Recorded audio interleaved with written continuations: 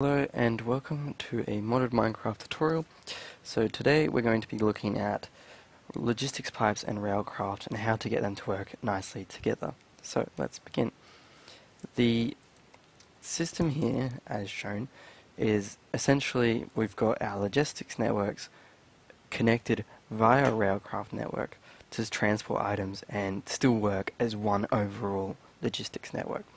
Now, either end of this Railcraft setup can be as complicated as you want. It doesn't matter too much, but for the purpose of this setup, I've put everything that's the more complicated setup on the left-hand side and the less complicated setup on the right-hand side. As a demonstration, we can use this chest to sort items, and we can use this request pipe to send items as well.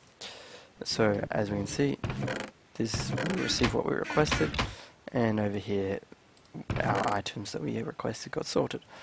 So if we just take all this out, we can see that it should make its way back to its relevant chests, just as a standard logistics network would.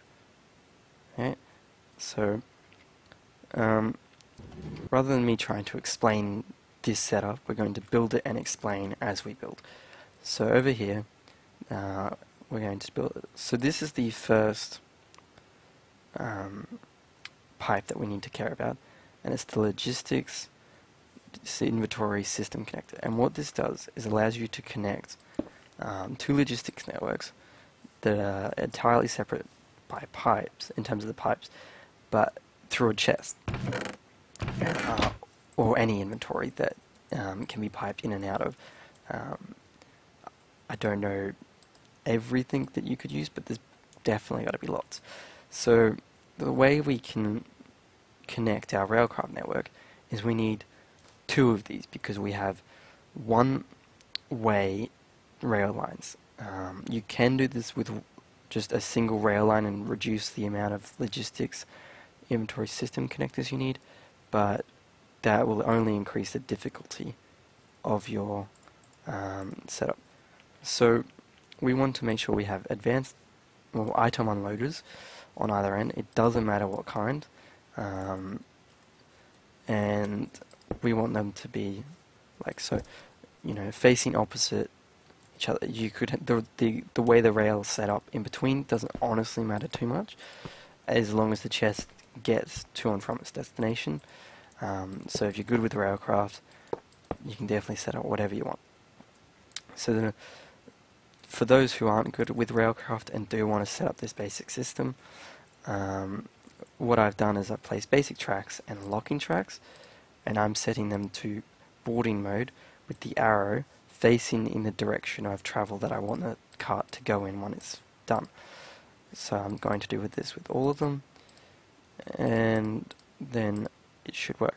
Now, next important thing that we want to do in the item loaders, we want to set this to partial. Now, what this does is it means that when the chest cart has items in it, even if it's only one item that you're trying to transfer, it will get stuck in the system, or it will wait until it will move once there's nothing else trying to transfer into it. The item unloaders we want to have on complete mode. Okay, so when we put the chests in the item unloader zones, it will get stuck in the item loader spots. Okay. So now, as you can see, these logistic system connectors are red, and the reason for this is they don't have an item connector or item card, and you make this in the soldering station as shown. They do come in pairs, and those pairs do come linked, and as you can see now, these two are linked together. So right now, if I request an item, there is a chance that this will work and won't work, and the reason for this is it could choose to use either logistics pipes, and in this case we got lucky and it used the right one. However, there is a small chance that it will choose the wrong pipe, like in this case, where we've tried to send something back to get auto sorted. And what's happened is it's trying to load into the item unloader. And the way we can prevent this is by increasing the resistance of the thing. Now, any number will work, although the higher the distance between the pipes, you may have to increase it much larger. So anything above 10 will probably be fine, depending on the distance though. So if you know you put this like 64 blocks this way, or I mean the item loader 64 blocks this way, you may want to increase this far more than 10. You will have to fiddle around to see what number is the minimum to get it to work. So as we can see now, we have a fully working system that does allow us to transport items through Railcraft setups. Now, the uses of this are pretty much everything. You could have separate bases and have. I mean, the Railcraft stuff is cheaper, so if you can set it up, it is easier than having to set up a lot more logistic pipe between them. Or if you're playing on, say, Feed the Beast Infinity mode, where teleportation of items is incredibly difficult to get, this is very useful for long-range item travel. That is, in my opinion. There are definitely better ways to do this. Now, some small notes is, the longer the distance between your tracks, obviously the longer it will take to reach its destination, and then it means the longer wait time on logistics sites. Now, I am not sure, but I am fairly certain that it will handle that fine. Even if it took an hour to do it, that the logistics pipe will wait until it doesn't get it. But you can do things to increase speed, like if you really had that large of a gap. There's obviously the high-speed rails, which you definitely would want to use if you had that if you have a similar setup. The trains as well. Basically, the big limiting factor in this is the Railcraft setup in terms of how much items can be transported. Like, you can only transport in this particular setup a full chest cart's worth, and it's the time it will take will vary depending on the track.